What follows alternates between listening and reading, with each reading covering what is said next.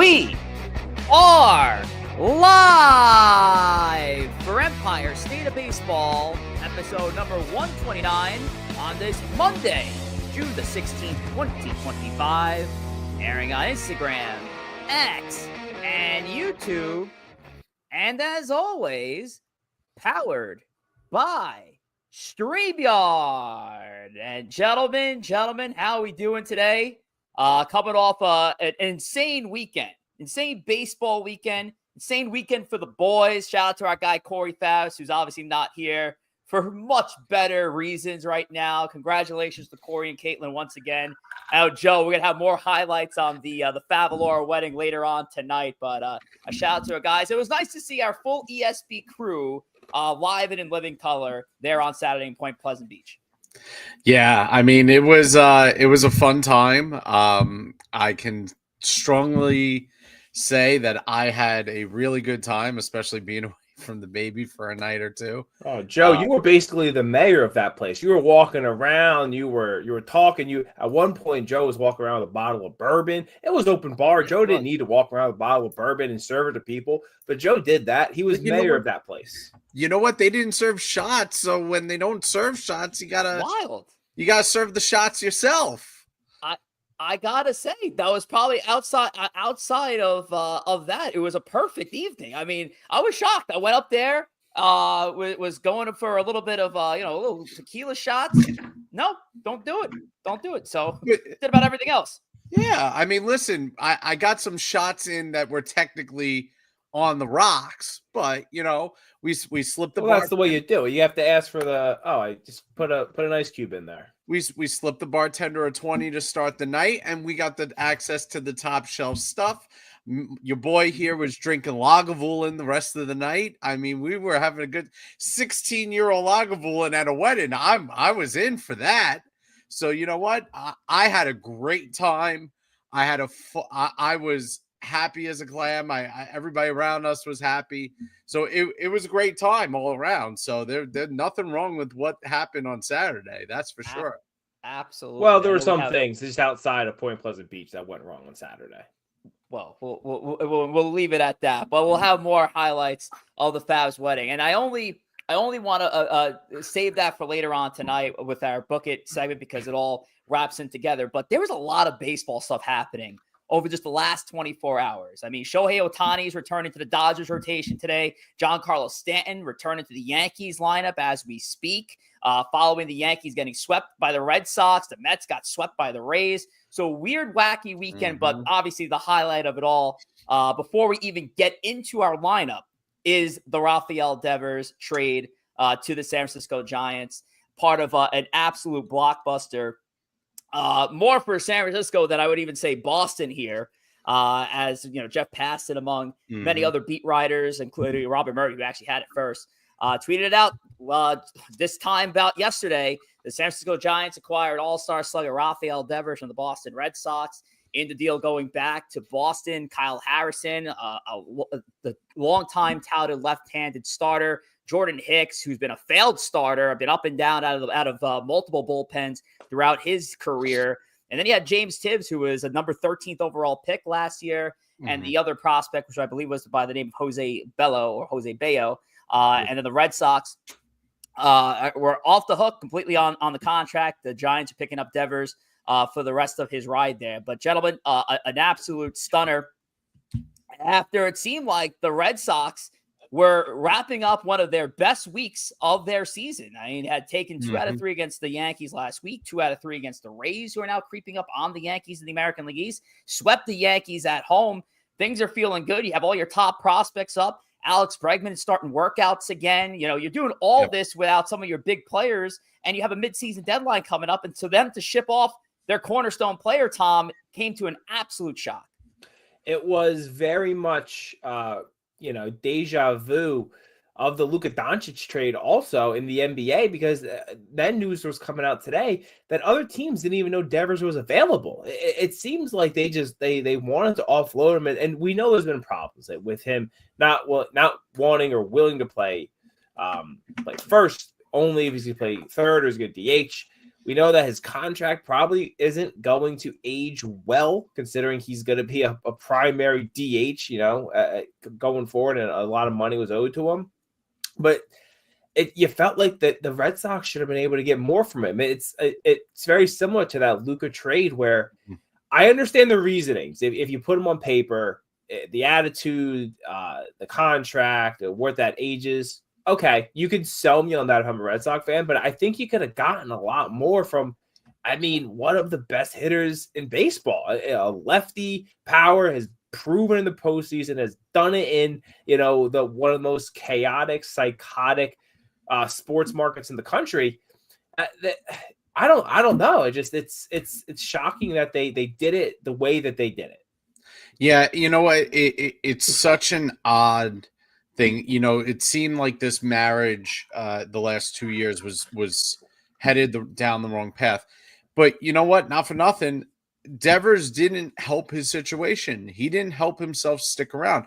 Now, the Red Sox didn't by any means put a master class together of how you should manage your personnel and how you should treat your star player. However, at the same time, Devers was the one who came out in an interview in 2024 before the season started and said, hey, we have to get star players in here. They're the ones who try to go against Soto. And when they failed to get Soto, they turned around and said, listen, we got to bring somebody in. And if that's Alex Bregman and we can bring him in and improve our team, so be it. Devers can go DH. Devers maybe can learn first base. The problem is he took offense to that when he was the one who wanted star players in there. So that turned around. That started to become a thing. Then all of a sudden, Bregman goes down with the injury. Casas goes down with the injury. They need him to step up and be the guy that says, okay, I'll go back to third, or I'll learn first in a pinch and we'll help you guys out. We got a log jam in the outfield. That would allow one of the outfielders to move to DH, all of that stuff. And he said, basically, go to hell. That's what happened. The owner flew out to Kansas City. He basically had a long conversation with Devers, and instead of the next day saying, you know what, the guy who signed my $313 million check and invested in me asked me to go take ground balls, he said, no, I'm not doing it still. And you know what? Guess what? When you tell an owner that, when he's cutting the checks, regardless of whether he's right or wrong, he is cutting the checks. If he asks you to go take ground balls, you go take ground balls. Yep. Or you get shipped out for a bag of balls. And that's what happened here. So you're right. It was like the Doncic trade. There was no open bid in for it. Breslow made 2 or 3 calls. And at the end of the day, he's like, that's good enough. Get him out of my hair. It's youth movement time in Boston. I just think the thing he missed the boat on was the fact that he's facing these very same San Francisco Giants this weekend, just poorly timed. And even is that series in Boston or is that in San Francisco? It's in San Francisco. And here's another thing. Oh, if it was in Boston, they added the fact that Rafael Devers was essentially just thrown into a taxi to go collect his belongings. So there's absolute dissolution between what seemed to be a holy alliance for so long was absolutely an unholy alliance, at least from the beginning of camp this year, following the Bregman signing. But you look around the league and look at another former Boston star, right? Look at what Mookie Betts has done. He has played right field. He has played center field. He has played second base. Now at 32, 33 years old, they asked him to move to shortstop, and he's done it every single time without question. Now, Devers is not the athlete that Bogarts has moved from shortstop. He gave up a third baseman. He went to shortstop. Now with the Padres at second base. So these guys, there was even talks of Machado. Machado was saying, if they need me to play first base, I can consider moving there. So I get that. I get that he's frustrated. I'm looking at it from the Red Sox point of view. I got 4 stud prospects I'm bringing up. And the guy that's supposed to be the team leader is not leading. He's not stepping up. He's not doing anything and everything to win. That's the bottom line. And the Red Sox said, you know what? We got 4 kids who are going to be mentored by this guy. We don't want them influenced by that. They'll go with Bregman. And guess what? You know what? They're going to be into Alonso sweepstakes next year. Absolutely. that's going to fit him. He's going to turn around and it's going to like, all right, I'll give the $35 million I was giving to Devers. I'll offer Alonso a 4 or 5 year contract. I guarantee they're going to be in play for him. So it is what it is. It's just a shock. You're right. It's a shock all around. Good riddance. I've got some comments here in the chat. We'll run through them all, but here's the ones that are related to Devers. And shout out to my guy Chris Nieves, who's the host of Tuesday's edition of A Bronx Take, which will be at 1:00 tomorrow. He goes, "Good for Devers. Boston's a horrible place to play. What a disgusting franchise. Teams pay for Ubers, players pay for taxis. You got enough out of us. Pay for that cab." So just God. All right, so just not taking a side there. Joey Bag of Donuts. But let's be real. Breslow saying they're a better team and will win more games without Devers is delusional. And that was the thing too. Like I brought this up early as well. Like you never know how a team responds to something like this.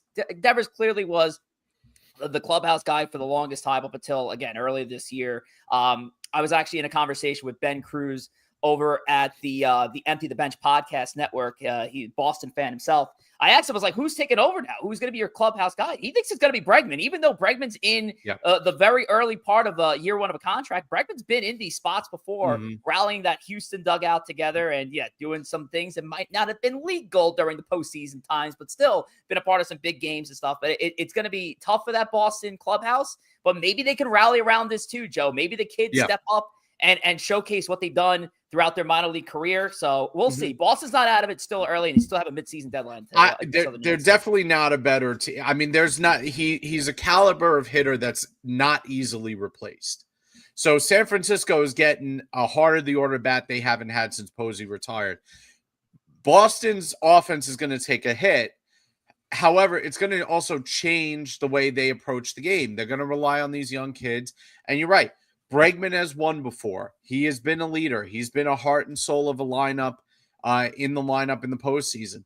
He's going to be the guy that's looked to mentor. I mean, there's not many other guys on that team right now. And listen, Boston could turn around and tell Bregman, hey, listen, ripped up your opt out. We'll give you a 5-year deal, 6-year deal right now. They could turn around and do that. So, I think Bregman's going to be the guy. I think Bregman's going to actually stick around. I have a very serious doubt that Bregman's not going to stick around now that Devers is off that team. So we'll move off of this. I'm sure we'll have a lot on this later on tonight. If you hang out with us for extra innings, we'll try to cover some of the stuff that we didn't give the full time to, but we do have a lot of show, and we haven't even technically got started with the show yet. It's already almost 8:15. Shout out to Jacob Truzzi. What's up?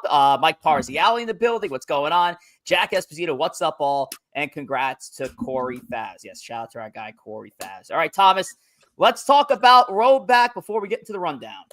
Let's do it. And listen, we've been telling you all summer here. It's not even technically summer yet, but the Roback Summer Collection is live. If you want stars and stripes, you want a red, white, and blue.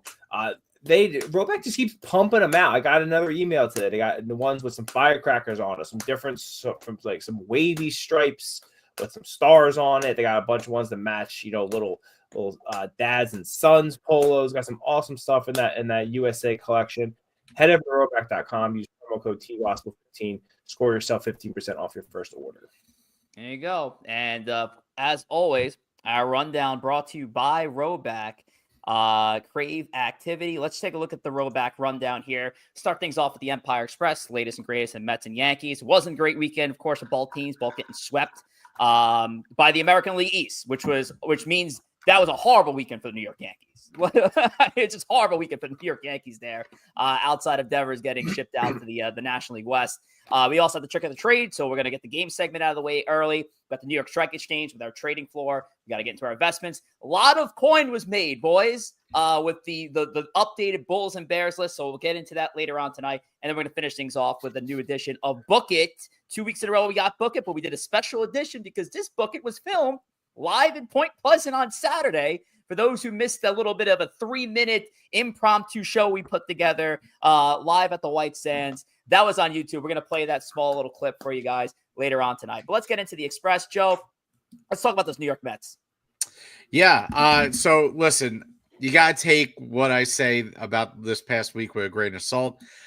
I was in no position to watch any of the Met games this past weekend except for Sunday on Father's Day, and that was the first time I saw my baby in a while, so I barely watched the game. But listen, after coming off of A, an easy schedule, and B, an extended period where they played really great baseball, they turn around, they get swept by the Rays, who are red hot right now at home. It was not a great weekend. And you know, it was frustrating, but at the same time, the Mets have a 2.5 game lead over Philadelphia. It's a speed bump on the radar. We'll throw that out. What really is going to be the test for the Mets is the series coming up this week. This week is going to be a big test. This next week and a half, they got 3 at Atlanta, 3 at Philly, and then 4 at home with Atlanta. The Mets can effectively, basically, if the Mets go 4-3 against Atlanta, it's going to end. It's basically going to end Atlanta's season. I mean, Atlanta would be 14 plus games out at that point. They can really put the nail in the coffin there. They can also really put the pressure on Philadelphia that any chance they have at a tiebreaker, it goes out the window because they won the first 3 games already against them and could go another 2-1. So it's going to be a big test. This is the division. This is what these games are, the most important games that the Mets are going to play this month. These are the games that you have to perform well in. The Atlanta's giving you some grace. So you don't have to, you can lose 2 out of 3 to Atlanta in Atlanta. It's not a big deal. What you can't do is you can't lose 6 out of 7 to Atlanta and give them life. The Mets can do one of 2 things. They can step on Atlanta's throat and end any shot of them coming back, or they can turn around and let Atlanta walk back in the room. That's the last thing they want to do. Pulling up that calendar again, if you know, I don't know if you noticed this. Look at these pitchers that are going against the New York Mets. 4 out of the 6 pitchers, you know, Chris Sale, Spencer Schwellenbach, Zach Wheeler, who surprisingly announced that he's going to retire after the end of his contract, going out on top there, and Jesus Luzardo. So the Mets have a tall task when it just comes to the pitchers here. But then again, you got two games of David Peterson, who's looked incredible. Clay Holmes has been fantastic. And the Blackburn start would have been Senga if Senga didn't get hurt. So the Mets had their pitching lined up to have their 3 best pitchers presumably start against them. I know Atlanta pushed Sale back so he could start against the Mets. So the Braves are taking this very seriously. And if you go out again, I wouldn't be surprised if Sale pitches that first game again when the Mets when they play the Mets at home. I wouldn't be surprised if they push on Sunday, Sale back another day. I don't know the Braves schedule, but I'm going to assume that they're going to work and have a spot starter on Sunday, and then Sale would pitch that first game in New York against the Mets as well. Yeah, and I think if the Braves do anything less than a series win, that division's forever lost. I mean, they've lost the division in June. You're just easily cemented. If you're the Braves and you're still, I think if you're the Braves, the idea is to be under double digits out. So if you're the Braves and you come away from the 7 games against the Mets and you're 9 back, that's a win. If you're double digits out and you went, let's say you went 4-3 against the Mets, that's not enough for the Braves. The Braves need a sweep and a split to even feel decently. The Mets, on the other hand, it's still early. It is still early. 14 games out as we approach the All-Star break that's getting late. We're out of time if you're 14 games back. I mean, generally, yes, but it is still, there's a lot of baseball to be played. There's unless the Mets are going to go through a phase where they're going to look pretty bad, I'm sure. And that's not a shot. That's not a slate against the Mets. All teams go through phases like that. If that gets paired up with a Braves hot streak, you can make up 6-7 games in the span of weeks. It can happen. But Tom, Mets go 5-2 against the Braves. Braves can pack it up. I mean, probably. I mean, yeah, probably. I'm just saying, like, it's still early. How many times have we seen teams, the Mets, blow big division leads before? It happens. It can happen. No, even if you sweep the Phillies are sticking around. There's no doubt in my mind that the Phillies are sticking around with this Mets team this whole year. They might maybe not catch them. We'll see. I'll get a nice temperature check this week. I've said it before. As a Met fan, I am not scared of Philadelphia. I think the Mets have handled Philadelphia in the past year and a half extremely well. So we'll see this weekend. As long as the Mets don't get swept by them, I'll probably still feel that way. But at the end of the day, 2.5 games out, that's nothing. You're talking 13, 14 games out. That's almost insurmountable as the calendar is getting ready to turn to July. Chris here goes. Oh, there's a couple comments here from Chris. Chris goes, is will the Braves and Orioles be sellers at the deadline? Well, you got to think Baltimore, sure, but like, then who are they moving on from? They're not moving on their cornerstone guys or guys who are under control. So it's like talking about like Charlie Morton, Zach Eflin. Zach Eflin. I mean, they're guys that teams might want if they're trying to bolster the end of their. Gary, you want Gary back, Thomas? Love Gary, so sure. Yeah, you know this is a pro Gary pod, and it always has been a pro Gary pod.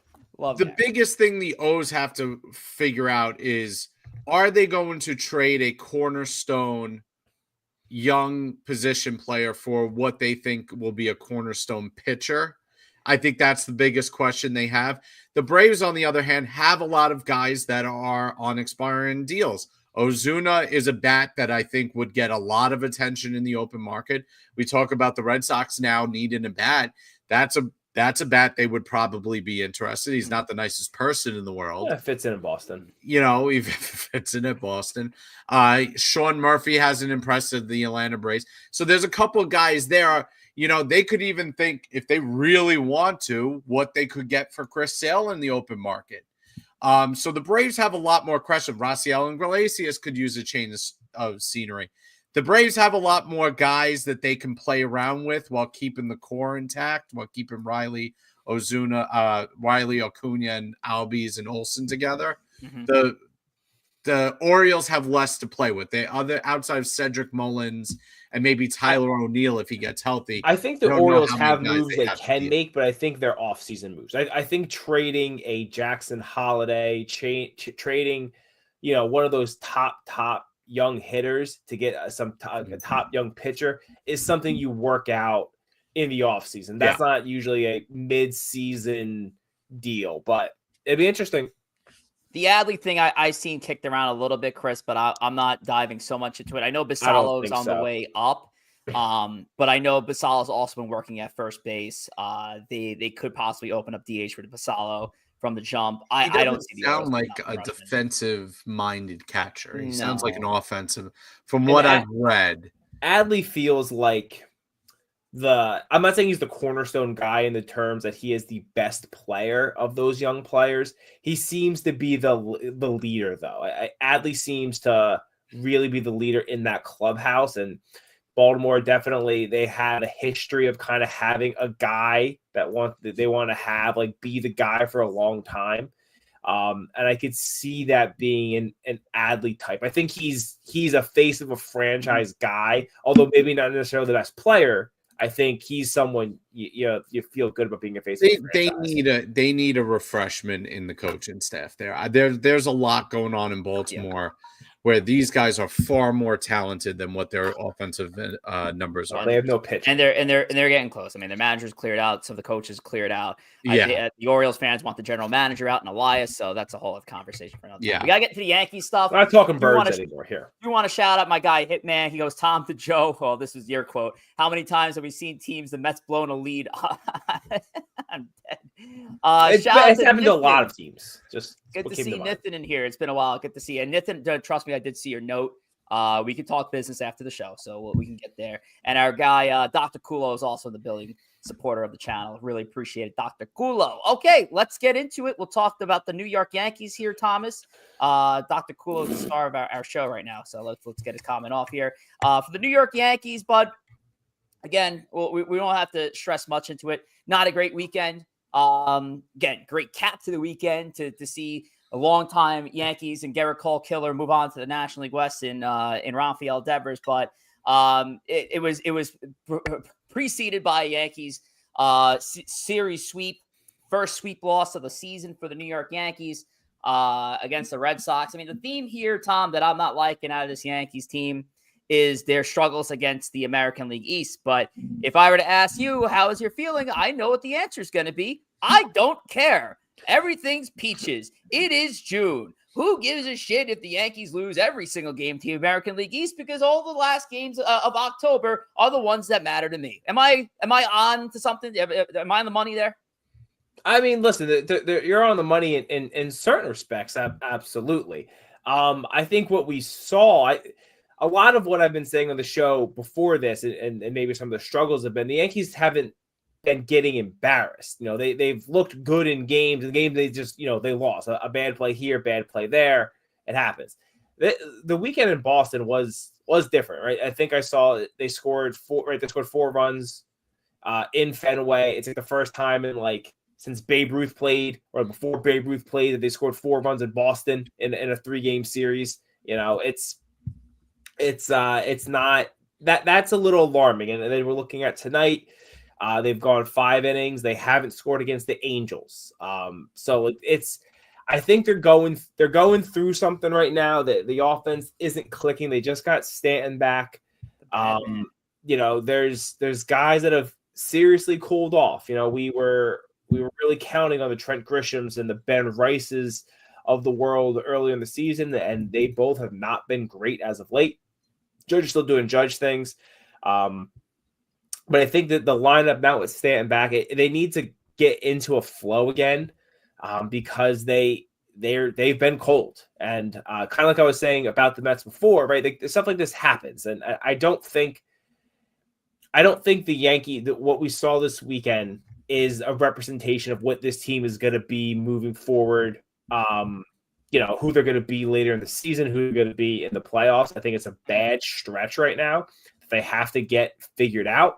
And I think they have the talent to do it still. I also have been saying all year, I think they have to make additions, and we're getting closer to where those additions might happen. But it's Chris on fire here. 4 runs in Boston, first time since 1920. It is, yeah. No, so hopefully you're right there. It was wild. It wasn't a great representation for the offense, which was I'm happy I didn't watch really any of it. That was nice. Well, we were busy Saturday. The only time I watched the game was when you literally pulled up Wells's final at bat in the Saturday game. That was it. I did. I pulled it up at the table. I thought Joe was going to come over and then do a celebratory shot out of his whiskey bottle. He didn't. Yesterday, didn't really watch much. Watched a lot of U.S. Open. And so it kind of helped mentally. It's like, if you didn't see it, distractions this week. Yeah, I had distractions. If you think of the losses from the two series that the Yankees played, the Red Sox last week, the highlight was the low light rather was the pitching last week, and the offense checked in. They put up over 20 runs. This time it was the opposite. The Yankees pitching did a job, and the offense didn't click in. So yeah. Were these embarrassing losses? No, they were. The Yankees have been every single. I don't know. There was embarrassing things that happened though. Well, the Red Sox just bailed you out by basically throwing the towel in by trading their best player. So that if you're looking for a silver lining of the weekend for the Yankees, it's the fact that we just got beat by a team and they turned around and just threw in the towel right after it. So. They said we don't even need Devers anymore. We don't even need him. That's what they said after playing the Yankees this weekend. I would say this: the one thing that I would worry about from a Yankee perspective is Judge had a bad series, which he's completely allowed to have, right? But I think the fair question is, let's say Judge goes the rest of the season and hits 280 the rest of the season, right? He'll still finish with like a 320 batting average if you extrapolate that out. Still stupid. But which is insane, and it shows how good he is. But we know Judge is not going to hit 400. So if he comes off of creative player, maxed out stats on MLB The Show level that he's been at, is there enough offense around him to make up for that? I think there is. I think so, because and the only thing I would say is, so far the guys have stepped up, are the guys who are now going cold, and the guys that you guys didn't expect is Ben. Nobody expected Ben Rice to be off to the April that he had, right? Nobody expected Trent Grisham to hit 10 plus home runs in his first month and a half. Mm-hmm. Nobody really expected Paul Goldschmidt to be hitting 360 in his first 2 months. And those three guys have now come back down to earth. So who's going to step up? Is it Jazz and Bellinger are really streaky. We know Stanton is a microwave. So offensive production, as Judge comes back down to earth, which is just going to happen, where's the extra offensive production to make up from that? I think it's scattered though, Joe. I don't think you need to have all 9 guys in the lineup to click, including Aaron Judge. And even Judge is off. If I'm asked, if you're telling me Judge is off, but this is the 2-week stretch where you're getting a hot Cody Bellinger, good production from Volpe, and then good production from Jazz, great. And then those guys tail off, and it's like, okay, maybe that flips down to Goldschmidt's hot, Grisham's hot, Wells is hot. You kind of want to see these fluctuations happen, but it can cost you games because not everybody. It seems like right now, after everyone had gotten hot, everybody's gotten cold now. So you want to see more fluctuation in a lineup where not everybody's killing it. I still think the Yankees have adequate offense throughout. That's gonna help them put some wins up. And I mean, this is what we saw the first 2 months of the season. It wasn't just Judge. Yeah, Judge was a big part of it. But even without Judge, the offensive metrics are there from a team perspective. And this also just speaks to the fact that we're still a month away from the midseason deadline. The Yankees, I think, are still an offensive player away. And as much as I would love to see it through with DJ, realistically, DJ's not going to keep up the production he's had over the last month either. And you're going to need a different player. I do think they need some stability with second base.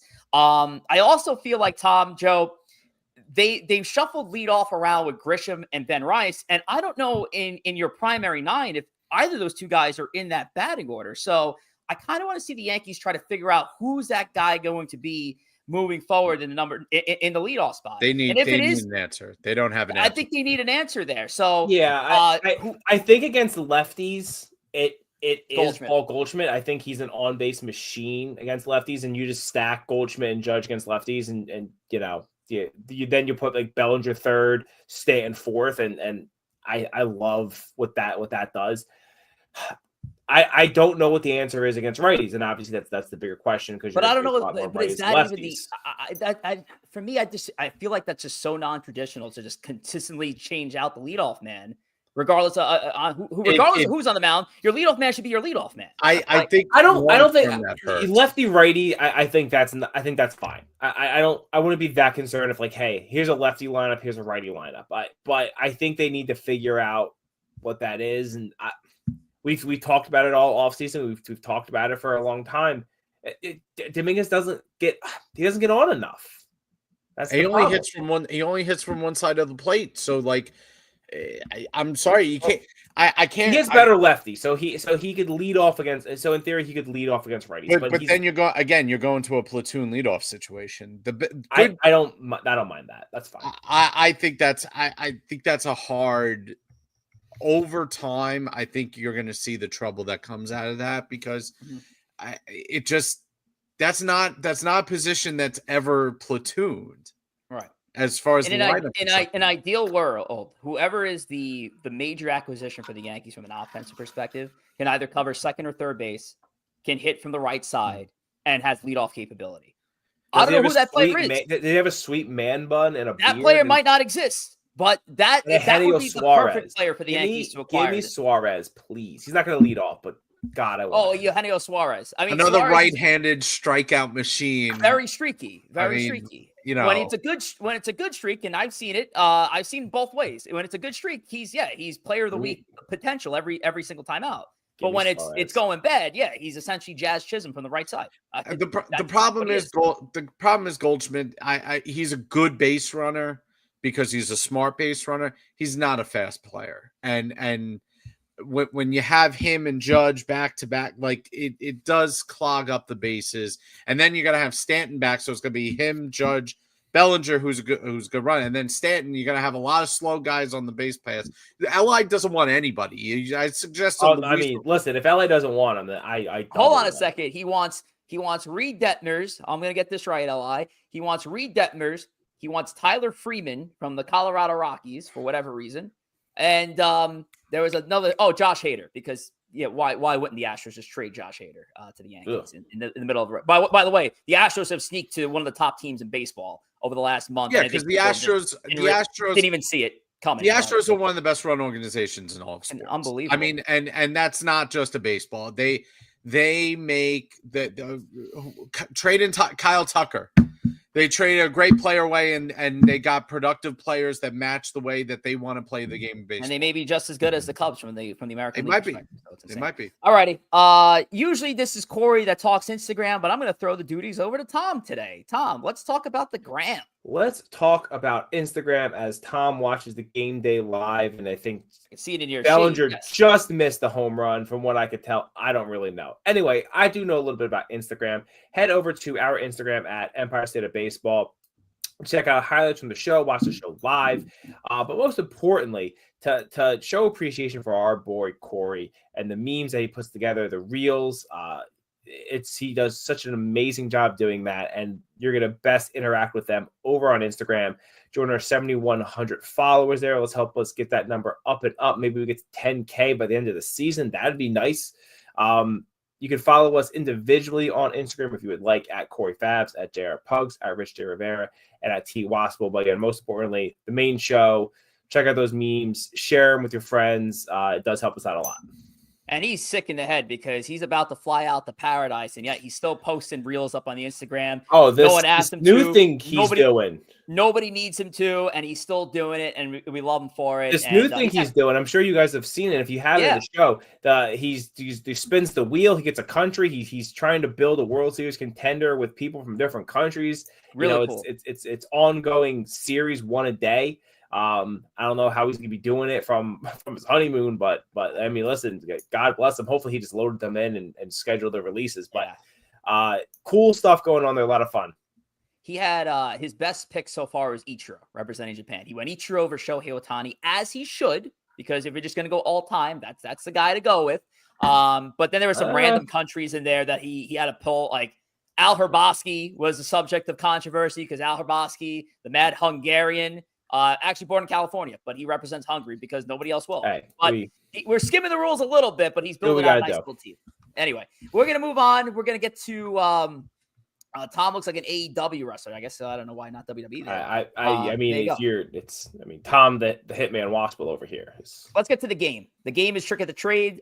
Joe, you have an advantage because you're the sole Met fan here, so you can grab a quick point, easy point right here.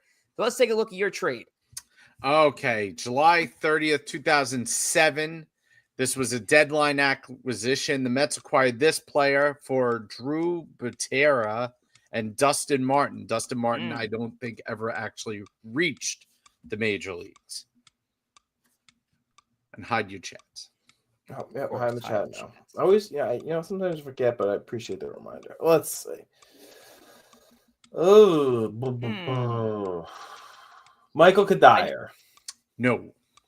He was Met at one point, though, right? He was. At the end. Yeah. Later, he was. Yeah. So I was going to hold on Kadire there. Drew Butera, that name is definitely familiar. I remember him. I think he was a catcher.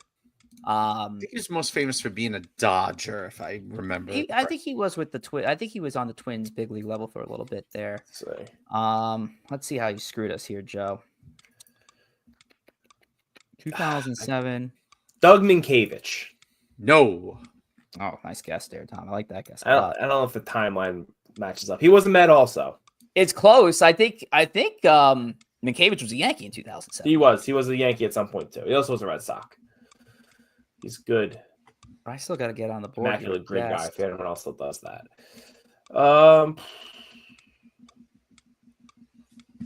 Mike Cameron.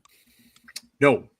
I don't know if he was ever a Twin. No, Mike Cameron was already in Met. Mike Cameron would have been traded away from this. Are we going to get any hint before the last guesses? I know Rich only has 1K, so this player's an infielder. Infielder. Okay. Okay. Infielder. Shea Hillebrand. No.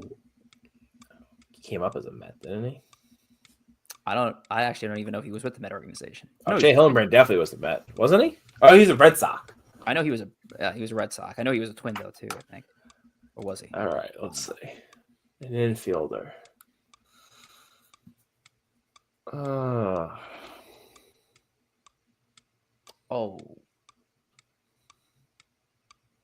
wait a minute. I might have it. I might not. Last guess, Christian Guzman. No. Close. Very close. I'm out. Tom, You're it's up out? to you. Tom's got one left. I feel like there's Joe said close. I feel like there was another Guzman on the Twins, and now he's really sweating. And When you guys hear the name, if you don't get it, Carlos Guzman. no. Fucking Carlos Guzman. I don't know. I thought it was a Guzman. It is it is the one, the only Luis Castillo. Oh, I really didn't think you were gonna. I can't believe that got through. Joe, I'm shocked why? because I didn't think you'd keep it that simple. That's why. I don't remember Luis Castillo being a Twin either. Yes, he was traded. He was a deadline acquisition. Thinking about We had a Marlin, guest in obviously. the chat of a couple of guesses there. Trevor Plouffe was one. I think he was a little bit later not though in his career. Plouffe. Carlos Don't- Gomez. Gomez went to Don't the lose that Twins way. in the He Santana was deal. exchanged. Yes, that's right. He was in the Santana deal. Okay. I figured you guys would get the he dropped the ball, you know. I didn't hear it. He dropped the ball. If I would have, That's crazy that me and Oh. Tom get that. I mean, I'm just gonna blame the weekend. So Joe, you add to you actually just jumped Corey Fabs, and now you're up to 13. Yeah. All righty, Fucked let's go to the Yankees one. Here we go. This is a recent deal. This happened in 2021. So let's see how good your memories are. The Yankees acquiring two players, a player to be named later, end up being Connor Cannon and Wandy Peralta, who's now with the Mike Padres. Talkman. Give me the point. Let's go. Yes, it is. It's Come on, we Mike. didn't even put it up yet. It It was is up. Mike. It I is let up. him say the names. It is I need up. points, Joe. Mike Talkman. Mike Talkman is the correct answer. You weren't And getting what it. I remember, Tom, because we were doing Savages in the Bronx at the time. I think so, right? 2021? Yeah. That was about right, because we started the show in 22. We talked about that deal, and that was a deal that Yankee fans hated because we really liked Mike Talkman and the role he played. Didn't know much about Wandy Peralta. Ended up working out to be a really good deal for the Yankees. Loved Wandy. Yeah, no, Talkman was a fan favorite. He was very good. I think he's still out there. Defender. He had a little bit of pop. White Sox. Yeah. So it was unpopular at the time, but it definitely was at the height. This is the height of Cashman going out and grabbing random relievers who no one's ever heard of, like Wandy Peralta and Clay Holmes, and turning them into, I mean, in some ways, all-stars. I thought Wandy essentially became an all-star, but Wandy also was it 2023 that Twins LDS pitched every game. Mm-hmm. Pitched like 5 consecutive games. Like he was the Yankees' pseudo closer throughout that. I believe it was like the 2022 playoffs, because this is where Chapman. I think Chapman was done, or was it 21? I gotta remember the year, but it was a DS where Peralta was picking up saves. It wasn't Holmes. Holmes wasn't in that role yet. It wasn't Chapman anymore. So they went with Peralta. Peralta was their more reliable. You got to do me a favor. You guys send that the Met trade in our chat with Corey and see if Corey gets it. Will do. It won't be a point, but he'll get something. No, I'm just curious. I still can't believe I got the Luis Castillo. Tom picks up a point. Joe picks up a point. I sit here like an asshole with no point. But I'm going to pass it over back to Joe now to touch on YouTube before we get into our strike exchange. Go ahead. We are live on Instagram and X, but YouTube is our preferred platform. Why? Because we can interact with you, the chat, live on the show, and make you part of the show. So go over to YouTube, go to Empire State of Baseball, check out our channel, subscribe. It's free to subscribe. So please Do that. Share it with your friends. Share it with your family. We're on the road to 500. We have 467 subscribers and counting. We're on the road to 500, so we're going to do a giveaway once we are there. And it looks like we're not live on Instagram. So that's I don't know about that. It looks like Instagram. It says that we're live here according to our stream, but I'll look back into it here. It did look like Instagram was going live. But, yeah, we just had a glitch out where I got kicked. Yeah, there was some weird glitches going on, but we'll try it again on the gram. Actually, I'll do it live while Joe and Tom talk about the Bears and Bulls for the past 2 weeks. So from June 2nd to June 15th, specifically, we're going to kick things off with our Bears part of our New York Strike Exchange. And Tom, I'm going to pass it over to you to read down our Bears list. Let's talk about the stinky players on the Bears list. We'll start at the bottom. Brett Beatty, 150 average, not what you like to see. Not a much better on base percentage. OPS down low, 11 Ks. Isn't he hurt also now? Is he hurt, Joe? No, Vientos is hurt. Vientos is hurt. Okay. Yeah, so not a great week for Brett Beatty. Number 4, we got Jason Dominguez, whose stats really aren't much better, but again, some ugly play over the weekend as well. So Dominguez shows up on this list. Third, we have Ryan Yarbrough. So this might be one of our first of the year going from the Bulls list. 2 weeks ago, number 4 on the Bulls list after his incredible start against the Dodgers, straight to the Bears list at number 3. He got absolutely lit up in the one start and this kind of game of the strike exchange. You get lit up like that. I guess unless you're Paul Blackburn and then you don't show up on this list. You show up on this list.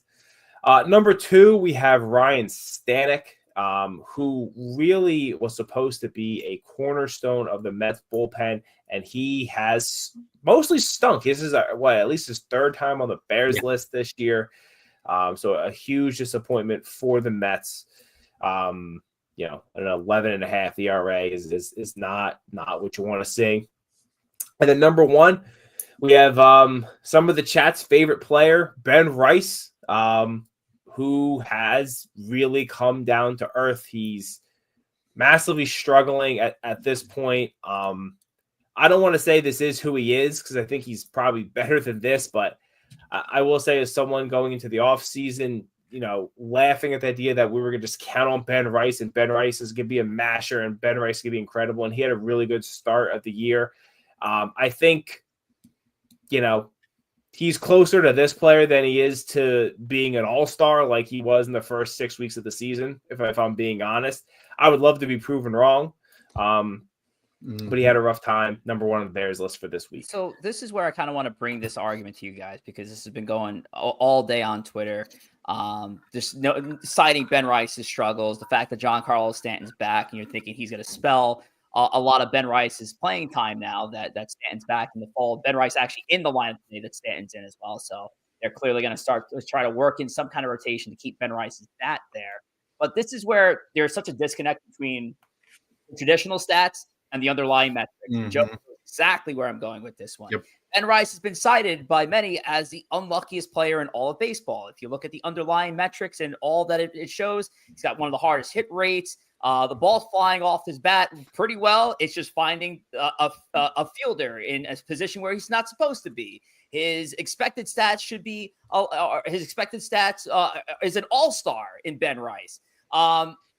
At some point, though, when it comes down to leaning on so many underlying metrics, and I do a little bit of that too, especially early in the year when we're doing our rankings, and I was going through baseball savant pages.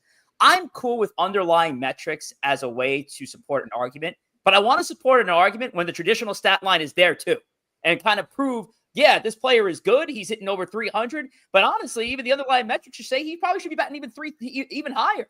But the traditional stat line is not measuring up to the underlying metric. So therefore, to me right now, Ben Rice is just not ready to be in a primary spot in this Yankees lineup, Joe. Yeah, and listen, I think there's a level where expected stats are useful in explaining players of. I like using them for players that have a history in Major League Baseball, right? A guy that's been in the league 5-6 years and is having a down season. well, maybe part of that is some bad luck.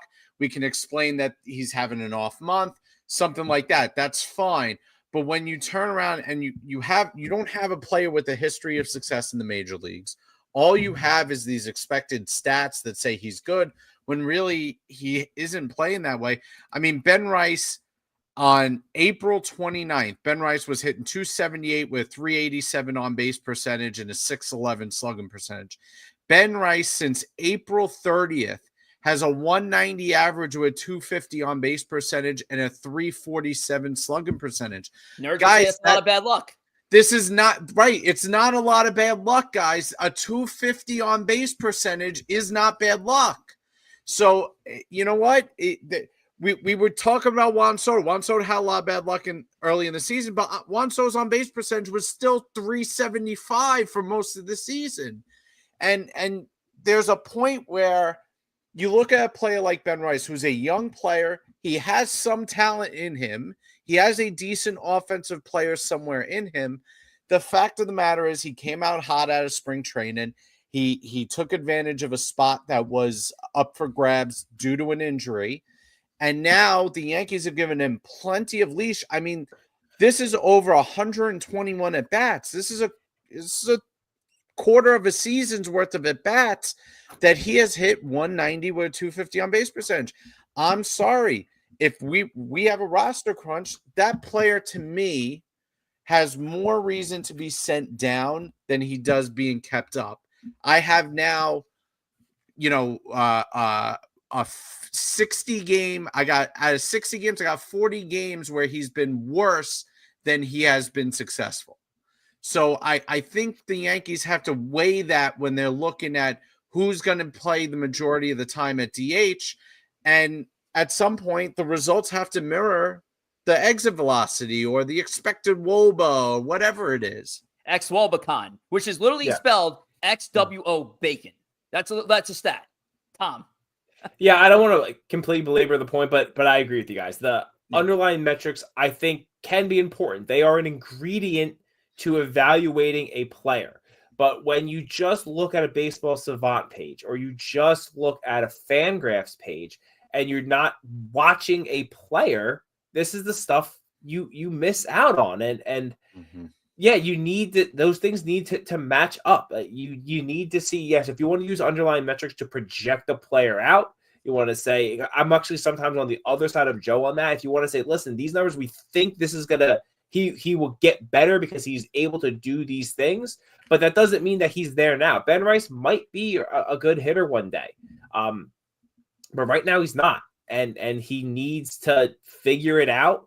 If that means he has to get sent down, then so be it. They can't, especially him, or at the very least, they didn't move him down the lineup. We can't have what he's been, the player he has been for the last 6 weeks, batting in front of Aaron Judge. He's hitting today in the most advantageous spot in all of baseball. He is hitting in front of Aaron Judge. He is getting fastballs. He is getting strikes. And hitting in front of and hitting in front of Rice is somebody else who's also, I know he's not a Bear, but he's also cooled down as Trent Grisham. Yeah, I mean, saying I agree. Both of those guys that it goes back to the conversation we had about 20 minutes ago. The top of that lineup, the leadoff hitter, and then potentially the two of Judge isn't there, needs to get figured out because we can't have guys like this in front of Judge. Because I mean, look, then home, solo shots off Garrett Crochet, would be really nice if a guy was on for that. Right. I mean, the Jack. I mean, the problem here is he's a young player who plays a position, who doesn't play a position. He's not a good catcher, and he's not a good first baseman. And the Yankees have both. And now he's been DHing. They have a DH coming back. You cannot, from a roster construction standpoint, having two DHs on the team is a wasted roster spot. It is. And Stanton is not the kind of player that can be platooned. He's such a hot and cold player as it is. You cannot platoon Stanton. He's not that kind of player. And I'd say there's another player like that in the Yankees lineup. We mentioned this about a month ago. Cody Bellinger is that same player. Yeah. Cody Bellinger has to play every day. Yeah, for him Martin to be Bellinger is productive. also a very, very good fielder, so he's Correct. bringing at least Right. something else to the plate. But there is somewhat of a rotation between Mhm. 2 outfield spots among 3 outfielders. Yeah. Again, this keeps going back to the same conversation we keep having.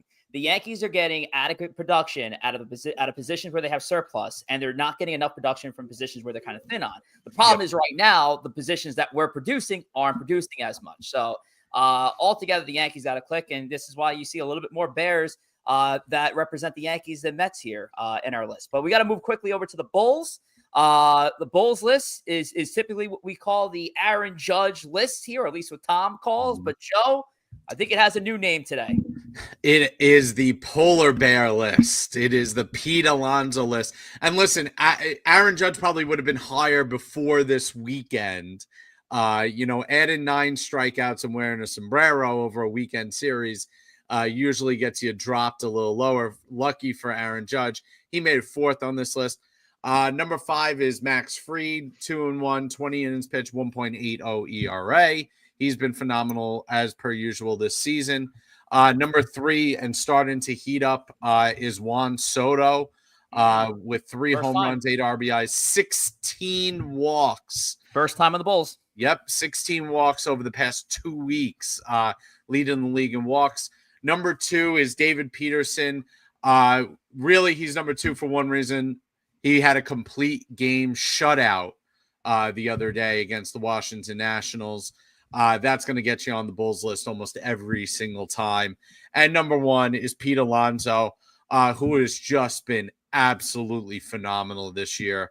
17 RBIs, leads the league in RBIs, I believe, still. 314 average, 5 home runs. He's been killing the ball. And every big hit that the Mets have needed, Pete Alonso has got this year. He moves into the number 1 spot for the Bulls list this week. Yep, and he's in there for the second time, so his second appearance at the number 1 spot for the Bulls list for Pete Alonso, which does great for his value there. Tom, any notes on the Bulls list before we move into the trading floor? I mean, listen, Aaron Judge had a horrible weekend, and his stat line is still basically as good as Pete Alonso's and Juan Soto's. His stat line's actually better than Juan Soto's. And I mean, Alonso with the 17 RBIs was going to get you. I didn't have Judge 1. I'm just saying, with a horrible, embarrassing weekend, his numbers were still just this good. He's incredible. Absolutely. And I'll take a 30-second spot here.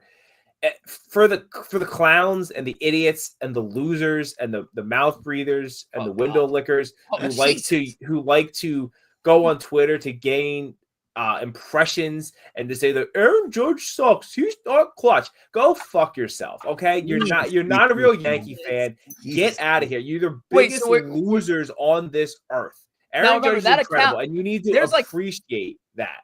There's 5 people on that account. So was that you who? That was me. Yeah. Wow. Yeah. Look at you.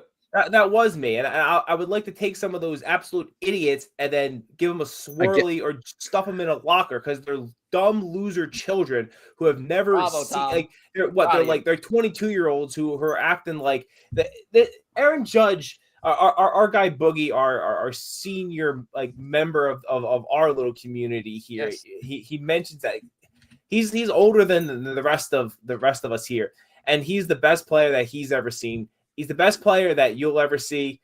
Basically, unless you saw Mickey Mantle play, he's the best Yankee anyone has ever seen. And for the idiots to and they just do it just to get likes so they can maybe get 12 cents of Elon's money for his impressions or whatever. You're a loser. Get a life. You literally couldn't be a bigger nerd if you tried to be. He deserves a lot of leeway. I think it's more the Yankee. I think people are upset that the Yankees got swept by the Red Sox and he had a bad game than anything about that. I will push back. He's not the best player I've ever seen. He's He's up there. He at his peak. He's as good as a lot of guys. He's not as good as A-Rod and Bonds. He's just not. Oh wow, he put A-Rod over too. Steroids aside, he's not. He's had better seasons than A-Rod.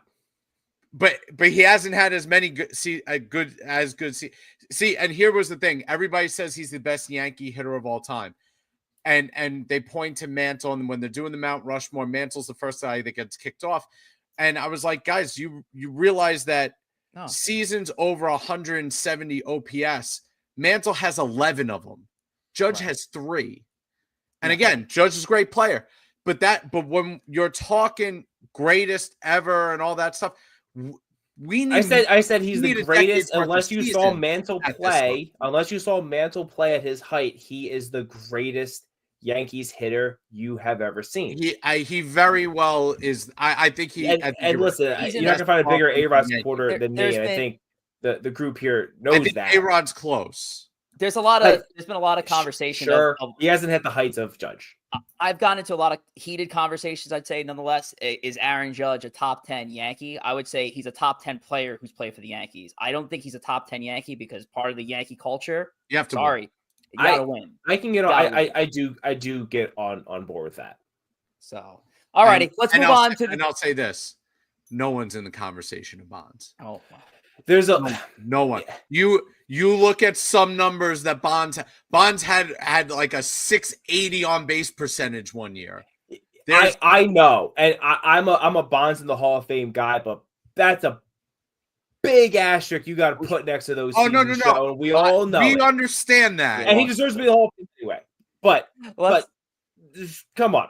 We're gonna keep singing Aaron Judge's praises because Tom's got some ESB bucks on the line there. And how does he have ESB bucks on the line? Well, he got invested on him on the trading floor. Of course, it was a trading floor. So we're gonna ring that opening bell once again, and then we're gonna go person by person, investor by investor, and look at what they got going on with the trading floor. But first, before we do that. So now that we have our updated numbers here and a lot of movement on the Bears and Bulls, let's take a look at our updated costs. Now, Aaron Judge is already up to 189. Even though he dropped the 4, he did gain 20% in his value that he had originally. So he's up to 189. Max Fried's now 92.4. Pete Alonso, who's going to make Joe really happy in just a few short moments, up to 90. He was coming in at just a 60 value there. Juan Soto cracking the list at 65. You look at the some of the fallouts here. Ryan Yarbrough, so weird. I know Tommy mentioned it before. Yarbrough run from 60 to 42 on ESB Bucks because of his appearance on the Bears list now. And poor Ryan Stanek only cost 15 ESB Bucks now. Wrap it up as the lowest. Now, Joe, we'll start with you and go to your squad here. Now, Joe, you made 2 really smart investments. Well, you made a really smart hold in Juan Soto, as did a few other folks here, but we'll get more into Juan Soto shortly. So he goes from 50, which was the base, to 65. So you gained 15 ESB Bucks there. And Pete Alonso, who costed you 60 ESB Bucks, now up to 90. So Joe, what is the call as you're walking in today with just 5 ESB Bucks on the side? And I think I got Devin at 40. And that's the second time I messed that up. So yes, he is at 40. That is correct. I did get. He's at 40 right now, and I did buy Devin at 40. I'm telling you what, I'm gonna sell Devin. Okay. And so that should give me 40. So now you have 45. I should have 10 more than that because I bought him at 40, not 50. That is correct. Yes. So now you have 55. 55. And I think I think I need to invest in a pitcher with a little less volatility than a closer. Can you bring up that price sheet again there, Richard? Absolutely. Let's bring up the price sheet. You got 55. Peterson's too expensive. Let me see. Give me a shot at. Damn, I'm trying to think of who I want here. Pull up that slide again. And let me see the Bears. And then you got the Bears here. And again, the Bears, you see the ones listed in the red are the ones who just cracked the Bears list. Let me take a Clark Schmidt for 35. Can I throw a flag on that move right now? Because he's currently pitching, isn't he? Yeah, because tonight he's gone 8 and I swear to God, I don't have it up in front of me. He's gone 7 2/3, no runs. He just left the game. And I'm going to tell you what, Tom. I'll tell you. I'll tell you what. Now listen, Joe. So, Was I thinking about I the know same there's thing? I know Absolutely. there's going to be, but there's going to be another investment of him from Corey, because I already know what Corey's doing here, because I have to speak on his behalf. Corey and there's invested though before the game. There is a Schmidt investment. I was going to do the same, but I'll let Joe take Schmidt, and I'll pick up Hey, somebody listen, else. Tom, they offer you they come out with earnings in the course of the day. They don't stop trading just because earnings are announced, baby. There's no stop to the we don't hold trading for blackout dates here. So give me Clark Schmidt at 35, and I'm gonna hold Pete. I'm gonna hold Soto because Soto's just getting warmed up. I think there Soto's should be. I think at the very least there should be an additional tax put on Clark Schmidt right now. I don't think he should be 35. If we want to agree that he is 40, I will allow that. This is. I mean, what you're doing is okay. We'll have an offline conversation more about it. I'll allow it for now. I think it's fine. So Schmidt gets picked up by Joe here. All right, Tom, let's flip over to you. Tom, you kept it a lot more simple because last time out, you sold everybody. You bought Aaron Judge. Aaron Judge is now up to 189. You add the 12 to it. What's the math on that? Is that 201? 201. Right? Yeah. 201. Yes. So you could sell Judge and then you have 201 ESP bucks to play with, or you can just roll with just Judge. We're just listen. You buy Apple, you buy Google, and you just let it ride. You just let you watch your 401k just go up, and that's what I'm doing here. I'm curious to see, because we knew somebody was going to do it where they got Judge. Does Judge out earn multiple smart investments? That's the question. Or is Judge the smartest investment you can make, and you guys all messed up by not doing it? We'll find out. So Corey Fabs, I need Ryan Stan to get blown up again, so then I can buy him, because that's the only thing. He's the only one I can buy. Yeah, because he'd be the only one you'd be able to invest in on the side. But Corey Fabs here. He won it on Soto here, just like Joe, just like me, in short order here. So what Corey's decided to do here, because I already spoke to him on what he wants, he's holding on to Schmidt, which is perfectly legal, Tom, because he invested in before. He threw this out before the game earlier. Yeah, I said that's fine. We have text message timestamps of him doing this at like noon today. Joe, let me see. Who's a good investment? Let me open up Clark Schmidt. So Schmidt, so he's actually so Corey here is he's holding on to Schmidt. He's going to hold on to Soto, and he's actually going to be selling Griffin Canning. So that's 35 ESB bucks that Griffin Canning costs. That gets him back up to 65, which he can spend. He took a loss on that, right? He is now. I'm sorry. Did he take a loss on? No, he wasn't. No, because he bought Canning while he was a Bear. He bought him while he was a Bear.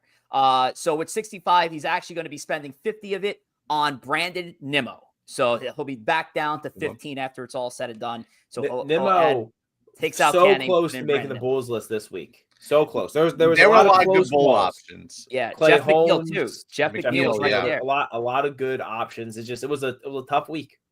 Tough week. All right, so that leaves me here. I hit a gain on David Peterson, so that gets up to 70. I'm definitely holding Soto. That's for sure. I'm holding Soto. Gonna see what else I can get out of Juan. I'm selling Goldschmidt, and I'm also going to be selling Peterson as well. So that leaves me with 120 to spend between these two, and I'm actually going to pull this up live as well. For 120, I'm going to invest.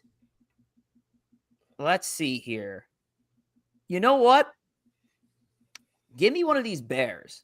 I'm feeling one of those Anthony Volpe stretches. So I'm going to invest in Anthony Volpe. I might be taking a gamble here, boys, on Anthony here. I don't think anybody's tried the Anthony Volpe venture yet, but I'm going to go down with the Anthony Volpe. So Volpe is 40, right? And so let's see if Paul Goldschmidt has a little bit of FU in him. That leaves me with Ben Rice 80 now. Left. That leaves me with 80 left. Yes, you're right. 80. Okay, so now let's go back to our list here. Man, this is tough. And I there's one I could do, but I'm just like kind of scared to do it. Screw it, whatever. we'll go Carlos Rodon. It's a risky move. Well, we're gonna go Carlos. We're gonna buy Carlos Rodon here. Okay, so I'm going Rodon. I'm going Rodon. I'm gonna go. I'm going Rodon. I'm going Volpe, and I'm going with Soto as my picks here. So that's what I got. Kind of a risky move because we've seen Carlos Rodon also have weeks where it's like, yep, top bear. I think this past couple weeks when we were looking at it, I think he was leaning more bear than bull this time out. But the numbers weren't awful. So I'm taking a risk here, but I'm gonna go invest in Carlos Rodon. I think that's gonna leave me with three ESB bucks after it's all said and done. So that's what I got going on. All righty. We'll move on from the trading floor. We're going to finish things off with Book It. But before we do that, just a reminder to follow us on X at ESP Podcast, at ESPNYM, at ESPNYY. Make sure to tune in to A Bronx Take. Goes live Monday through Friday, scattered times throughout the week, and extra innings after today's show, which is going to go live now probably around approximately 9:20. So we have one last bit to do here, boys. We got our pick of the week from our book it from Mr. Matt, who did this with us actually this past weekend. And as I try to pull up the video here, Joe, again, what a weekend it was. That Saturday night was insane. Now, Tom, to you, what was the highlight of the night? I mean, there was a lot of highlights, a lot of ESP related highlights from that Saturday night wedding. But what stuck out to you, my friend? Ooh, let's see. Highlight. I mean, obviously, other than just Corey and his beautiful wife, Caitlin, getting married. That's obviously the highlight. I gotta say, you guys had a real fun entrance. The guys came out. Joe kind of blew it. He really blew his load early on. I blame that on Maitre D. He was sending me. Yeah. You still jumped the gun there. A little bit embarrassing. But then real fun intro for the boys, imitating, Joe being an Edwin Diaz, Rich striking out, the Book It with Took, calling him out, then Rich getting thrown from the game. A lot of fun that I did like. Ridiculous. Ball was inside. It was inside. It was inside. I can't believe they called like an Aaron Judge low ball on me. Couldn't freaking believe it. Joe, of all people, striking me out to Edwin Diaz was just embarrassing. And of course, I got rightfully tossed by. We gotta get the video of that, and that's gonna be on the YouTube. We will. And when we get Corey back, we'll get that video up. When Corey's back here, we got a lot of highlights to talk about. But let's look at Took's pick, Book It's pick from this past Saturday in our little live that we did that went 3 minutes on YouTube. Let's take a look at what he went with for his Book It pick.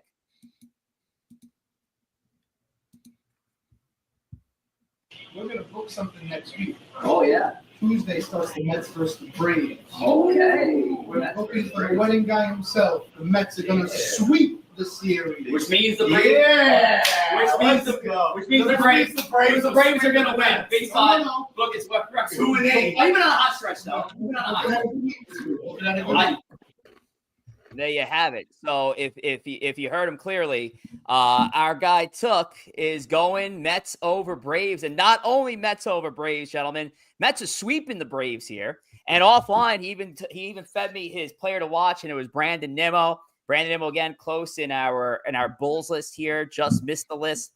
But Tom, big series for the Mets. We kind of talked about it earlier today. Who do you got in this matchup? You know what? I will roll with Took on this one. It's really great meeting Took in person over the weekend. We'll do this for Corey. So I'll roll with the I don't know if the sweep, but I'll give the Mets 2 out of 3. Joe? Yeah, I think the Mets can take 2 out of 3 for the Braves. I curious to see if the Braves have enough fight left in them to take 2 out of 3 from the Mets at this point. I think the Mets can really stomp in their throat here. So I'm going to take 2 out of 3 with the Mets. I jokingly said in the video that now that Matt had picked the Mets to win, that means the Braves are going to win. But Matt had been on a hot streak. He actually got his overall record up to 6-9, which at one point Joe mentioned he was at 2-8. So he really made a nice run back here. But I do have the Braves actually winning this set. I got the Braves taking 2 out of 3. I think the Braves just have the advantage in the pitching. Sale and Schwellenbach is a tough matchup to start with, especially with Sale lately. Sale has been pitching like the Cy Young version of Sale that we saw last year. So I actually do have the Braves beating the Mets 2 out of 3. But for the sake of book it, I say Brandon Nimmo is the shining star of the New York Mets for this upcoming week of games. So there is book it. And make sure to give Book It a follow. My guy, Matt, over at Book with Took.